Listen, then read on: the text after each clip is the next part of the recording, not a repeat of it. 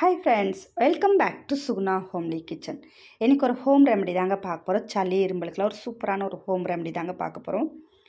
அதுக்கு கொஞ்சமாக இஞ்சி, லவங்கப்பட்டை, கிராம்பு, இது கூடவே கடைசியாக நம்ம தேன் சேர்க்க போகிறோங்க. ஃபஸ்ட்டு ஒரு டம்ளர் அளவுக்கு தண்ணி நல்லா கொதிக்க விட்டுக்கலாங்க.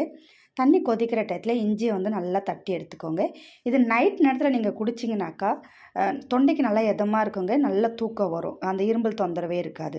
இஞ்சி தட்டி சேர்த்த பிறகு பட்டையும் சேர்த்துக்கலாங்க. கூடவே கிராம்பை நல்லா தட்டி சேர்த்துக்கலாங்க. அப்போ தான் அந்த ஃப்ளேவர் அது நல்லா இறங்கும். கொஞ்சம் தொண்டைக்கு நல்லா கரகரப்பாக நல்லா இதமாக இருக்குங்க. கண்டிப்பாக நீங்கள் ட்ரை பண்ணி பாருங்கள். உங்களுக்கு அந்த இரும்பல் தொந்தரவு இருக்காது. நைட்டில் சளியும் பார்த்திங்கனாக்கா நல்லா அந்த நெஞ்சு விட்டு நல்லா இறங்கிடுங்க. கொஞ்சம் நிம்மதியாக நீங்கள் தூங்கலாம். கண்டிப்பாக இந்த ரெமெடி நீங்கள் ட்ரை பண்ணி பாருங்கள். நைட் நேரத்தில் ரெடி பண்ணி குடிங்க. கடைசியாக கொஞ்சமாக தேன் மட்டும் கலந்துக்கலாங்க, சர்க்கரை சேர்க்க வேண்டாங்க.